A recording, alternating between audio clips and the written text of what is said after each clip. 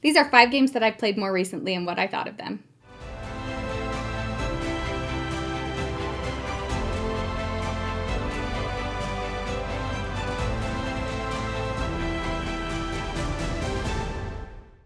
Alright everyone, welcome back to After Evenfall, a channel all about inspiring you to embark on adventures from home. My name is Bailey, and today we are going to go through 5 board games that I've played more recently, and I'm going to give you my thoughts on them. So let's get into it. Alright, so today I have a little bit of a unique scenario. All of the games that I am going to be reviewing were sent to me by Playte Games, so that is a studio based out of, I believe, Korea. And I am really excited to go through these because they sent me about 9 games and they were so generous and I'm so appreciative of it. And I am looking forward to playing some of the rest of them. We've only gotten through some of them so far. So anyway, I'm super excited to get into it and to review these games. So my first game is a game called Sardinia, I believe. I hope I'm pronouncing that right. So one thing, again, before I go into any of the other games that you have to know about Playte is they do a lot of taking games that are out of print and making them smaller, more accessible, and they also like to they make the game board the box, if that makes sense. So with this game, this is the box, but you also can unfold it out. It's magnetic too, and you can set it up just like that. And there's your game board. And so that element I think is really cool. I like that they're smaller and they're more compact, but they don't lose any of their heaviness to them. I guess they're not all heavy games, and in fact, most of these are not, I don't think any of these are heavy games today. But I like that they don't lose any of the basic gameplay. Now, they also are a lot of times, I believe all the games that I have today are revamped editions of old games. Sardinia in particular is one that I think was originally called Creta, but it's now Sardinia. Now I gotta remember how to put this away. Now this is a medium weight area control game where everyone initially receives the same cards in their decks. And it all comes down to hand management and how you're going to use the cards that you've been given. So each card represents a unique character, and each of those characters will have specific abilities that they are able to take. They are one-time use unless another player has a Sentinel card, which I'll get into a little in a minute, but that applies to scoring. Now you will get to play 1 card per turn. Some of the example cards are, there's a commander card that allows you to place a worker out on the board, or alternatively you can move any of the workers that you have on the board collectively 4 times. Now that plays into the area control section of the games. So everyone will take turns playing 1 card at a time on their turn and placing their meeples, their various different kinds of meeples, out onto the board to secure influence in certain regions. For scoring in this game, you're trying to get the most amount of points, but the scoring system is a little bit unique. I haven't seen anything really like it before. There are cards that you place out on the top of the board, and they stay hidden, and each card will have a number value on it, and the number value will correlate to a section to a little square on the board with a bunch of adjacent sections touching it. Now, 1 card will be flipped initially at the beginning of the game, so everyone can anticipate where the scoring is going to happen when it does happen, and you can kind of try to formulate your plan from there.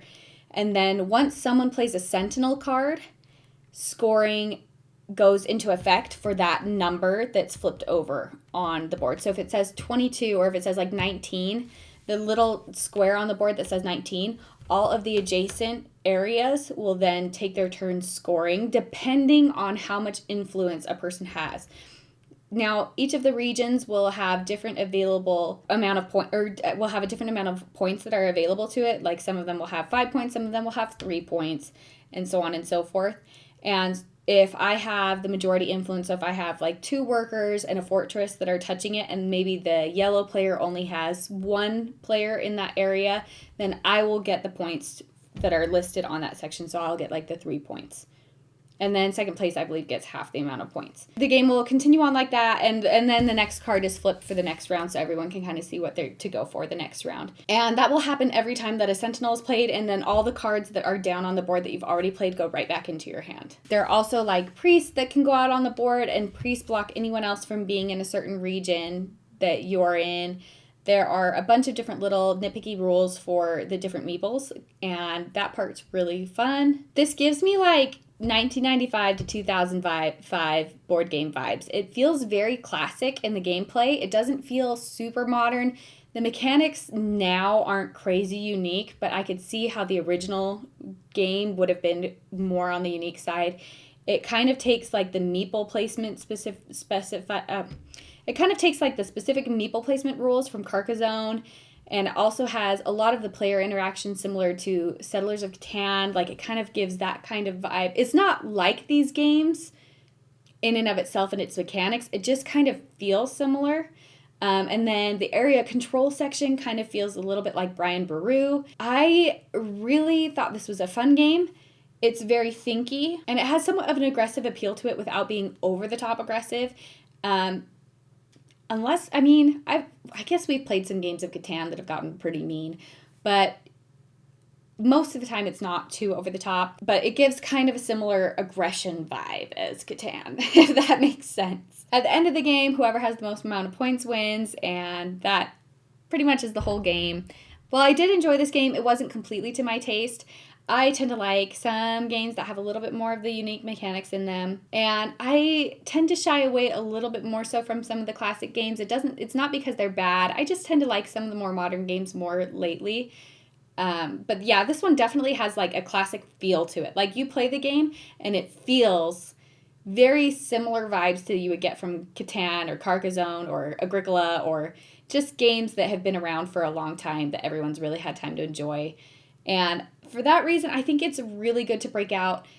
I think, like, what's a good example? So my mom, I think, would love this game. She didn't have a chance to play it with me, but I think she would really, really love it. I think she would want to play it over and over again, because it's not too long. It's not too over the top. And the rules are basic enough that most people have played a game that's similar to it so they can kind of understand it. I think that this would do really well for us at like a family reunion. I could totally see my aunts and uncles being super into it. And I like that it's compact, so if you did want to take it to a family reunion, it's super easy to tote around. But like I said, it wasn't totally the game for me. My husband really enjoyed it a lot more than I did, and so for that reason, I gave it about 3.5 stars. And that is Sardinia, which I'm going to pronounce Sardegna.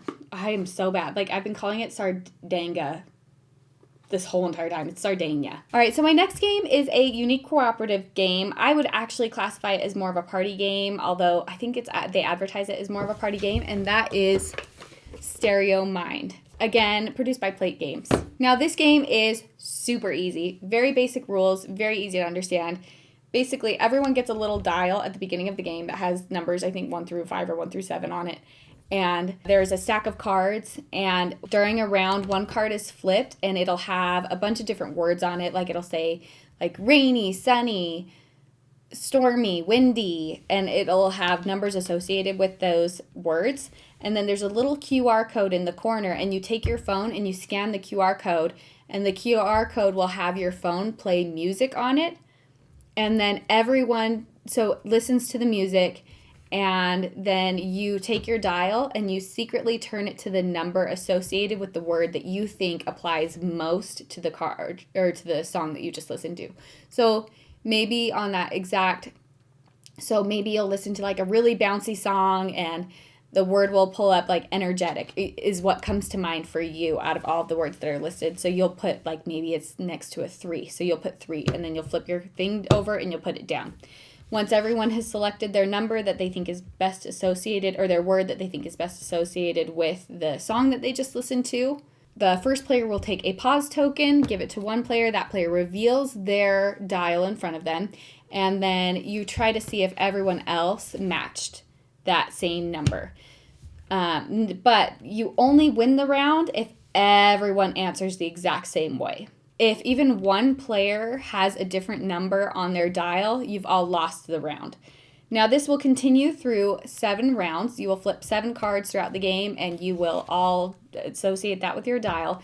And then the game is over, and if you have, I would say, they have like a little track on their instruction manual that says how well you scored. So if you get like 5 of them right out of 7, if you all collectively get 5 of them, it'll be like, oh, you guys have like the same mind or something like that.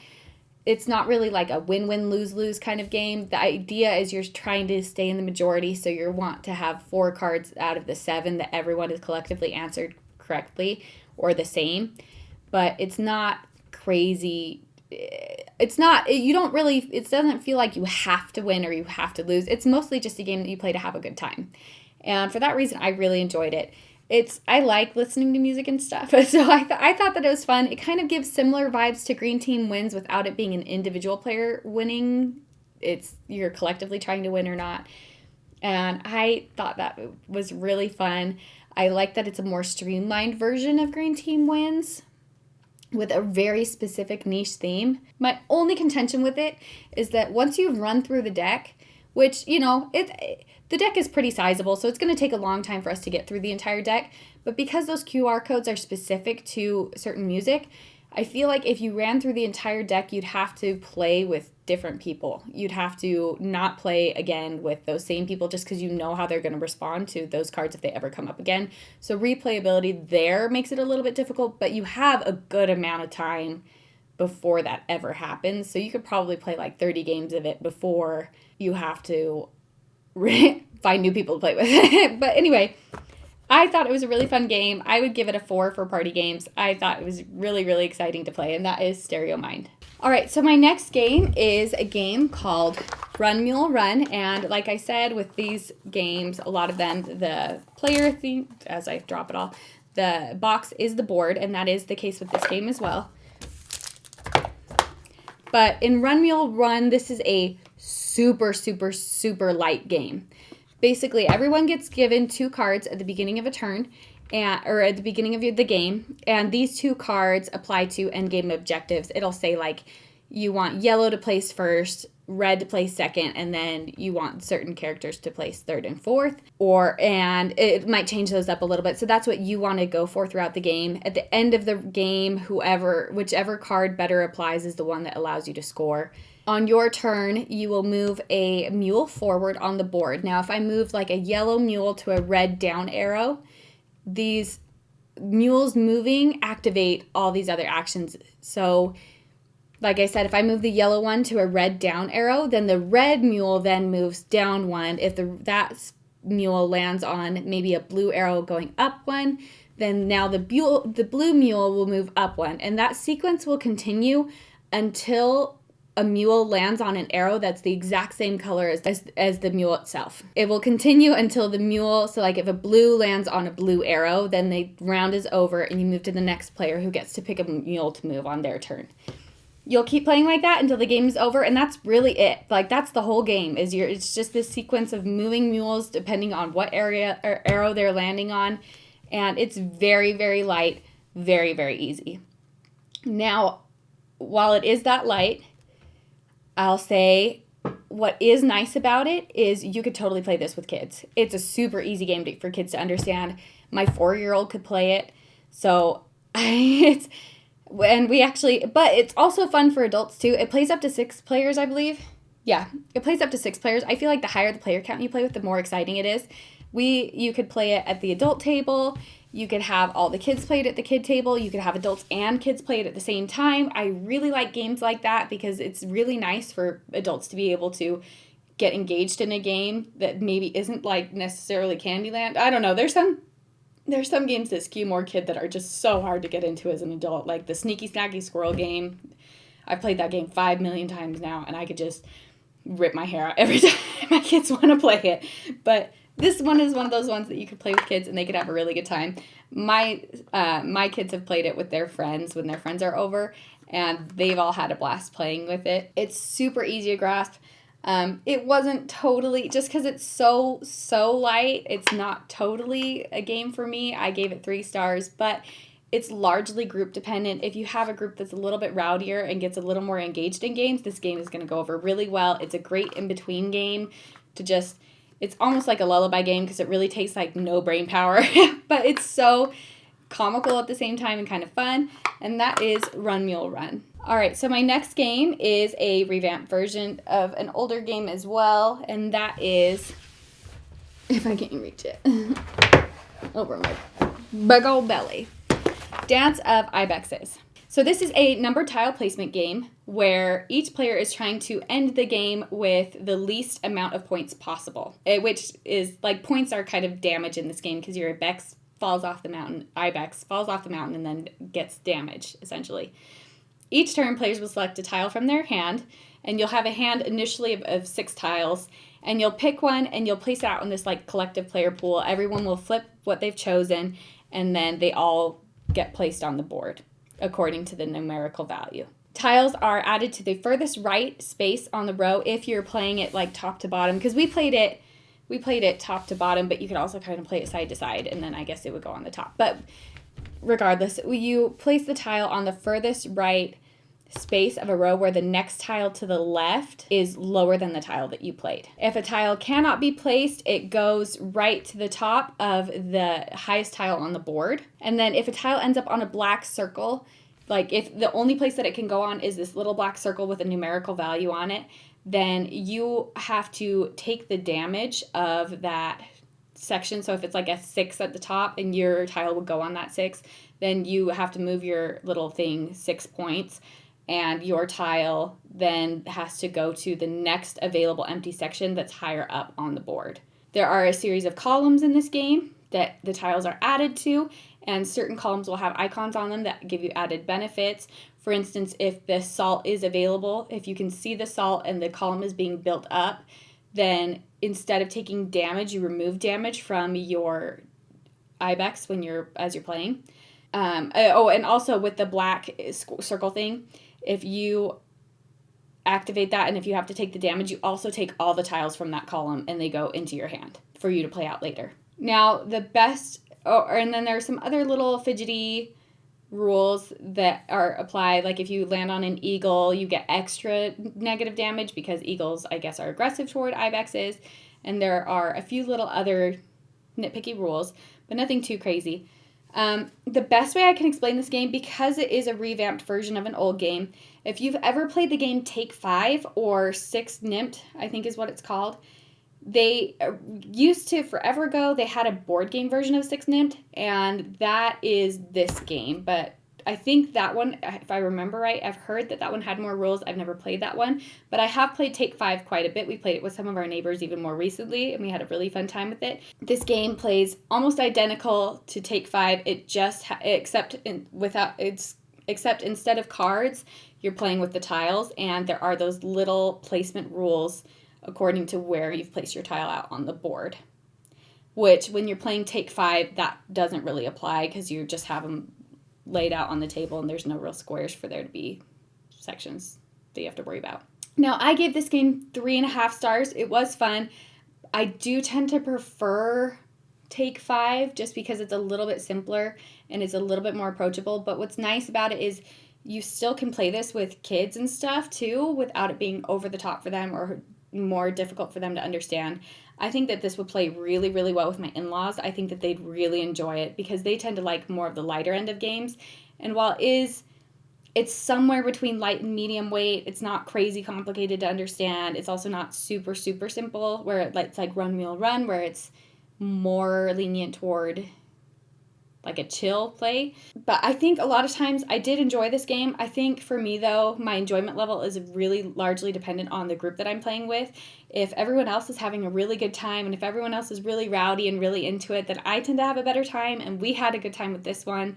We played it with adults and kids, and it was really, really fun to have that interaction from all ages. So I had a fun time, but it wasn't a game that I think that I would enjoy as much without, like, just as a standalone game itself. Like, it really depends on who you're playing with. It also doesn't help that I am miserable at games that have, like, a social luck element to them. Like, when everyone's drawing stuff and hiding stuff and then flipping at the same time. I am so bad at those games. Like, maybe that's why I hate trick-taking games so much, because they're kind of a little bit of, like, it's hard to anticipate. I just suck at them. I suck so bad. I lose every time I play games like this. So I have a hard time. And I normally don't care about winning and losing, but sometimes I'm like, man, I like to play a game that I could at least have a shot at. But anyway, that is Dance of Ibexes. And like I said, it's a fun game. All right, so my last game is a game called is a game called Tonga Bonga. And this is a revamped version of an edition that was released in 1998 by Ravensburger. Like I said, box is the game board. It's miniature. I love miniature things. I love that I can just wrap it all up and it's right there. It's super convenient. That part I think is so fun about the game. Now in this game, you are sailing boats around a map to collect the most amount of money. So in this game, you are sailing a bunch of boats around a map, trying to stop at the most islands and gain the most amount of money, or trying to stop first at islands and gain the most amount of money. Each island you land on will give you 25 coins. However, if someone else has landed there first, you also have to pay them 5 coins for each flag that's on there. So if orange has already been there and yellow's already been there, then you have to pay orange, or I think it's red. You have to pay red $5, and then you have to, or 5 coins, and then you have to pay yellow 5 coins as well, which takes your amount, the 25, down to about 15. So this game has 4 phases to it. Now, the way that the board is laid out, every player will have a little board placed out at the bottom of the board with their icon on it, and that has a captain, a sailor, and a little boat. Now, on your turn, you will take a monetary amount and you will put it on one of those characters, right? And you're trying to incentivize other players to put their dice there. So if I have maybe I will put 6 coins down on a captain space, and then I'll put 3 coins down on the sailor space, and then I'll leave the other space empty. And then the next player takes their turn, and they will do the same thing. Now, the next phase is sailor placement. So everyone will roll the 3 die that they have in their hand, and you will put your die value on opponent's boards. The die will apply to how much movement you get on your turn, and the location on the board that you place them applies to how much money you will get from placing it there. So if I roll, for instance, a 4, and I put it on my opponent's board underneath the captain, then ideally, if no one else rolls a higher number, I will get however much money is on top of that captain at the end of the round. However, if someone rolls a 5 and they put their die there, it shifts my dice down 1, and then they would get that reward at the end of the round. So after everyone has placed their dice out on the board and all of your little player boards are full, the values that are on your board in particular will be added together, and you will take your turn to move around the board. So if I had like a 6, a 4, and a 2 on my board in particular, I would be able to move 12 spaces that round. And you can stop at islands and keep moving throughout the game as well. So you can stop, get your 25 coins from one island, and then move on to the next one. And so yeah, everyone will take their turn sailing. And once everyone has sailed, everyone has completed that section of their turn, you will all get paid. So you will take your dice back from their locations out on the opponent's boards, and you will take the monetary value that's above the die, and you will add it to your collection. Now the goal of the game ends when one player has been to 4 different locations, 4 different islands, and returned back to Tonga Bonga. There will be one last round where everyone will have the ability to try to get back to Tonga Bonga to get an extra amount of points, but ultimately, if you can't, I think it's like 10 coins, then ultimately if you can't make it there, you can't make it there. Now, the player who's made it around to 4 islands and then made it back to Tonga Bonga might not actually be the winner of the game. You have to add up the amount of coins that you have to see who has the most, and then whoever has the most wins the game. Now, I really enjoyed this game. The rules are pretty simple. It was fairly easy to understand. I could play it with my 7-year-old, and it would be fun for me and for them, but the other thing that I really like about this game is that it's approachable, so you can get it out maybe at a dinner where you don't want to play a party game, but they also don't know how to play super heavy strategy games either. There is a good amount of strategy involved without it being over the top. It's medium, lightweight, but it's so fun, and it was so easy, and I love that everyone has like player interaction with it out in the game without it being over the top and difficult. I just really like the game overall. I gave this 4 stars. This was totally one that I would play over and over again. I thought it was really fun, and I really had a good time. I think that the art is super fun, and the more players you play it with, the more fun it is. I think it goes 3 to 4 players. I had a blast playing it, and that is Tonga Bonga. All right, everyone, that has been 5 games. And again, I wanted to say thank you to Playte for sending them to me. I am so excited to play them, I have been so excited to play them, and I'm really excited to continue playing more of their games. I had a really fun time. I like the miniature design. I kind of wish more competitors would do that because I think it's kind of fun to have small games. I don't know. I like mini stuff, but I also don't really love like card games. So like mini board games, that sounds so fun to me. But I hope you guys all enjoyed watching this as much as I enjoyed making it for you. If you liked what you saw today, please don't forget to like, subscribe, and ring that bell to get notifications when we upload new content. I appreciate every single one of you so much, and I hope you guys have a wonderful day. I hope to see you again here in the After Evenfall community.